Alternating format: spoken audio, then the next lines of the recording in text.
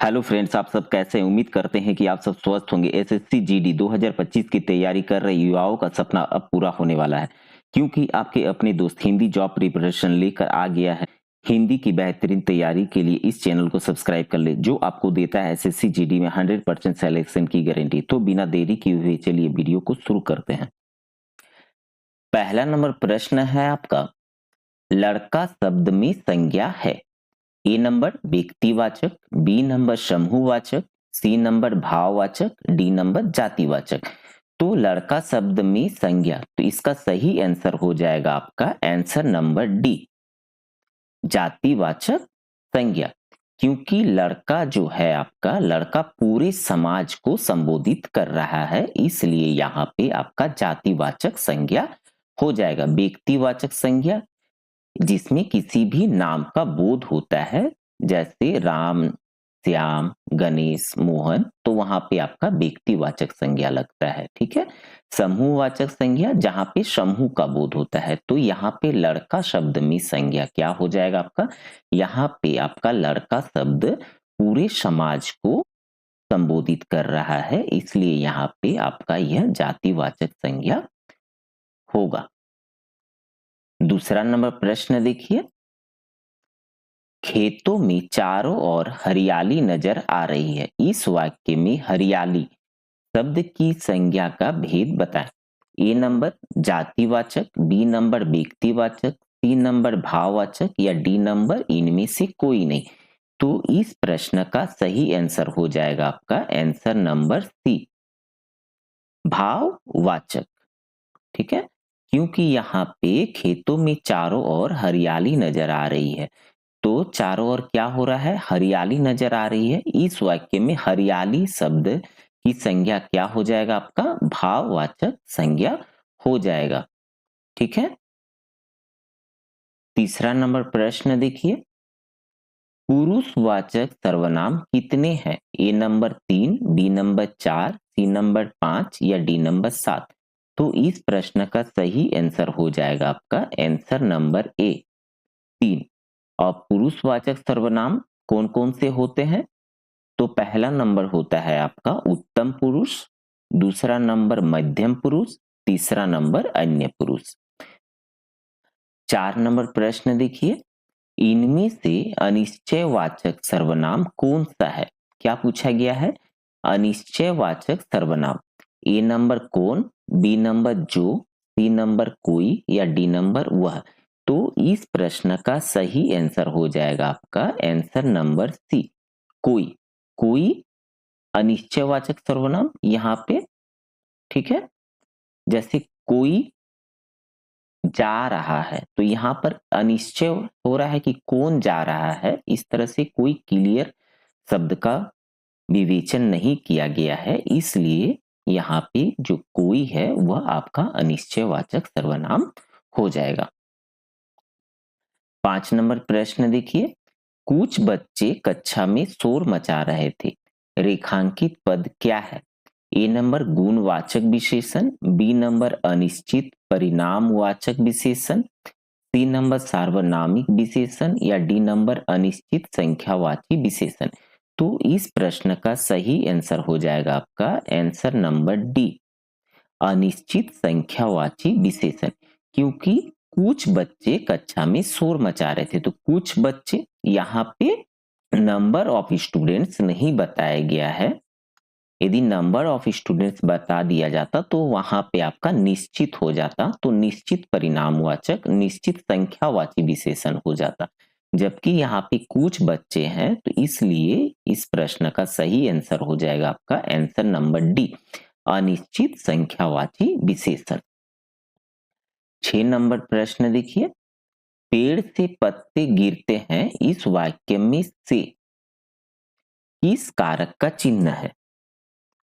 ए number कर्म कारक, B number करण कारक, सी नंबर अपादान कारक या डी नंबर अधिकरण कारक। तो इस प्रश्न का सही आंसर हो जाएगा आपका आंसर नंबर सी, अपादान कारक। क्योंकि पेड़ से पत्ते गिरते हैं, तो अपादान कारक का चिन्ह क्या होता है, से होता है, और करण कारक का भी चिन्ह से होता है, पर किसी चीज का जब अलग होना बताया जाए, जब किसी भी चीज का अलग होना, तो पेड़ से क्या हो रहा है, पत्ते गिर रहे हैं, पेड़ से तो लगा हुआ नहीं है।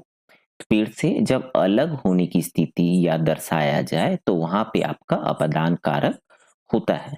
ये बात आप लोग याद रखिएगा। 7 नंबर प्रश्न देखिए, मैं शाम को आऊंगा, इस वाक्य में को किस कारक का चिन्ह है। मैं शाम को आऊंगा, इस वाक्य में को किस कारक का चिन्ह है। ए नंबर कर्म कारक, बी नंबर संप्रदान कारक, सी नंबर संबंध कारक या डी नंबर अधिकरण कारक। तो इस प्रश्न का सही आंसर हो जाएगा आपका आंसर नंबर ए, कर्म कारक, क्योंकि कर्म कारक का चिन्ह आपका को होता है। 8 नंबर प्रश्न देखिए, लिंग किस भाषा का शब्द है। A number Hindi, B number अंग्रेजी, सी नंबर संस्कृत या डी नंबर जर्मन। तो लिंग किस भाषा का शब्द है आपका, तो लिंग आपका संस्कृत भाषा का शब्द है, आंसर नंबर सी। 9 नंबर प्रश्न देखिए, निम्नलिखित शब्दों में से किस एक का लिंग परिवर्तन हिंदी भाषा में प्रचलित नहीं है। क्या पूछा गया है, प्रचलित नहीं है। तो ए नंबर चाचा, बी नंबर बहन, सी नंबर कोयल या डी नंबर दोपहर। तो इस प्रश्न का सही आंसर हो जाएगा आपका आंसर नंबर सी, कोयल। कोयल का हिंदी भाषा में लिंग परिवर्तन नहीं किया जाता है, जैसे चाचा का चाची, बहन का भाई, ठीक है। तो उसी प्रकार से कोयल का हिंदी भाषा में लिंग परिवर्तन नहीं किया जाता है। 10 नंबर प्रश्न देखिए, जिस समास के पूर्व एवं उत्तर दोनों ही पद समान रूप से प्रधान हो उसे क्या कहते हैं। तो जिस समास के पूर्व एवं उत्तर दोनों पद प्रधान होते हैं उसे क्या कहते हैं। ए नंबर तत्पुरुष समास, बी नंबर कर्मधारय समास, सी नंबर द्विगु समास या डी नंबर द्वंद्व समास। तो इस प्रश्न का सही आंसर हो जाएगा आपका आंसर नंबर डी, द्वंद्व समास। द्वंद्व समास की परिभाषा क्या होता है, जिस समास के दोनों पद प्रधान होते हैं, पूर्व एवं उत्तर दोनों पद प्रधान होते हैं, उसे हम लोग द्वंद्व समास कहते हैं। जैसे भाई बहन, चाचा चाची, माता पिता। 11 नंबर प्रश्न देखिए, उचित मुहावरे का चयन कीजिए। अंगूठा चूमना, ए नंबर इनकार करना, बी नंबर तिरस्कार करना, सी नंबर नासमझी दिखाना या डी नंबर खुशामद करना। तो इस प्रश्न का सही आंसर हो जाएगा आपका आंसर नंबर डी, खुशामद करना। 12 नंबर प्रश्न देखिए, कारक के भेद हैं, तो कारक के कितने भेद होते हैं। A number 5, B number 6, C number 7 या डी नंबर 8। तो इस प्रश्न का सही आंसर हो जाएगा आपका आंसर नंबर डी, 8। अब कौन कौन सा होता है, जैसे कर्ता कारक, करण कारक, अपदान कारक, संप्रदान कारक, अधिकरण कारक। तो इस तरह से कारक के 8 भेद होते हैं। 13 नंबर प्रश्न देखिए, भाषा की सबसे छोटी इकाई है। ए नंबर लिपि, बी नंबर वर्ण, सी नंबर शब्द या डी नंबर वाक्य। तो इस प्रश्न का सही आंसर हो जाएगा आपका वर्ण, आंसर नंबर बी। 14 नंबर प्रश्न देखिए, जातिवाचक एवं व्यक्तिवाचक संज्ञाओं का कौन सा युग्म गलत है। इसमें क्या पूछा गया है, जातिवाचक एवं व्यक्तिवाचक संज्ञाओं में कौन सा युग्म गलत है। ए नंबर कुत्ता पिल्ला, बी नंबर नगर और जयपुर, सी नंबर पर्वत हिमालय, डी नंबर स्त्री और श्वेता। तो इस प्रश्न का सही आंसर हो जाएगा आपका आंसर नंबर ए, कुत्ता और पिल्ला। 15 नंबर प्रश्न देखिए, लिंग की दृष्टि से दही शब्द है। तो लिंग की दृष्टि से दही शब्द क्या है आपका। ए नंबर स्त्रीलिंग, बी नंबर पुल्लिंग, सी नंबर उभयलिंग या डी नंबर नपुंसक लिंग। तो इस प्रश्न का सही आंसर हो जाएगा आपका आंसर नंबर बी, पुल्लिंग। 16 नंबर प्रश्न देखिए, सेवक का स्त्रीलिंग किससे बनेगा। ए नंबर अक, बी नंबर इया, सी नंबर आइन या डी नंबर इका। तो सेवक का स्त्रीलिंग आपका किससे बनेगा? तो सेवक का स्त्रीलिंग आपका आंसर नंबर डी इका से सेविका होता है, इसलिए आंसर नंबर डी। 17 नंबर प्रश्न देखिए, पीयूष भीम को पीट रहा है, इस वाक्य में कौन सा कारक है? पीयूष क्या कर रहा है? भीम को पीट रहा है, इस वाक्य में कौन सा कारक है? ए नंबर संबंध कारक, बी नंबर कर्म कारक, सी नंबर कर्ता कारक या डी नंबर अपादान कारक। तो इस प्रश्न का सही आंसर हो जाएगा आपका आंसर नंबर बी कर्म कारक, क्योंकि कर्म कारक का क्या होता है चिन्ह? को।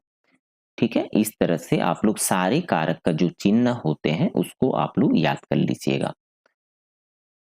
18 नंबर प्रश्न देखिए, संबंध वाचक सर्वनाम है, तो संबंध वाचक सर्वनाम है आपका कौन कौन सा? ए नंबर यह और ये, बी नंबर जिसकी और उसकी, सी नंबर तुम और आप, डी नंबर तुम और हम। तो इस प्रश्न का सही आंसर हो जाएगा आपका आंसर नंबर बी जिसकी और उसकी, यह आपका संबंधवाचक सर्वनाम है। 19 नंबर प्रश्न देखिए, निम्न में से सकर्मक क्रिया है? ए नंबर हंसना, बी नंबर पढ़ना, सी नंबर सोना या डी नंबर रोना। तो इस प्रश्न का सही आंसर हो जाएगा आपका आंसर नंबर बी पढ़ना।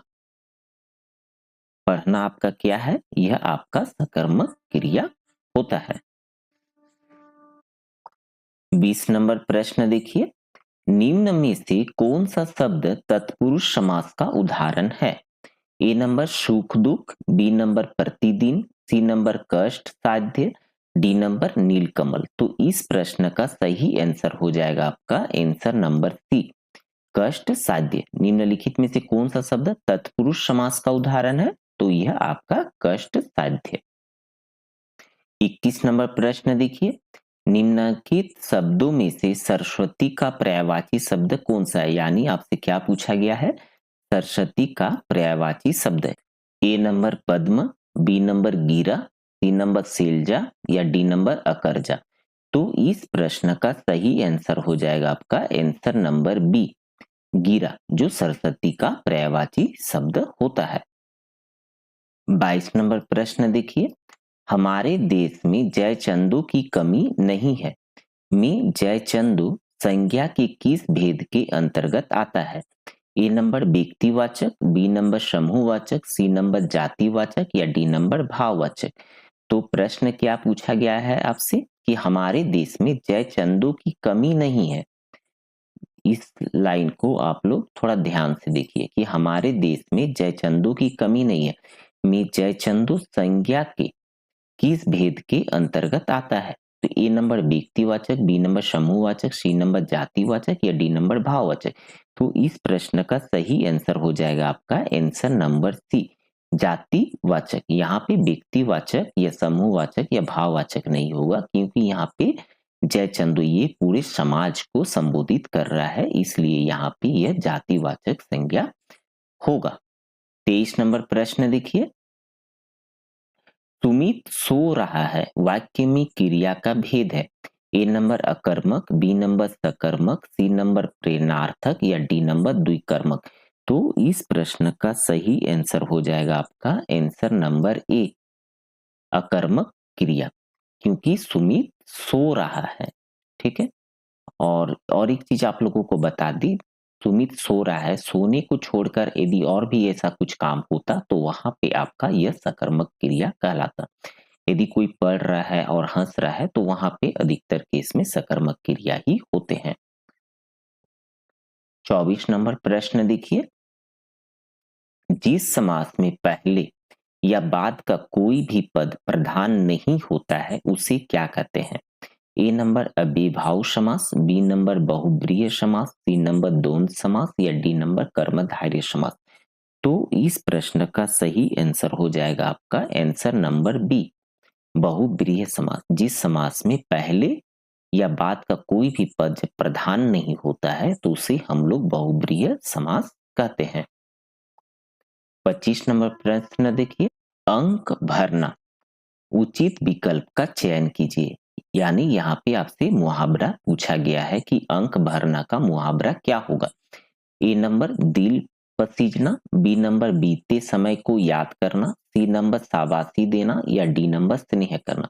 तो इस प्रश्न का सही आंसर हो जाएगा आपका आंसर नंबर डी, स्नेह करना। दोस्तों, वीडियो पसंद आने पर वीडियो को लाइक और शेयर करना न भूलें। धन्यवाद।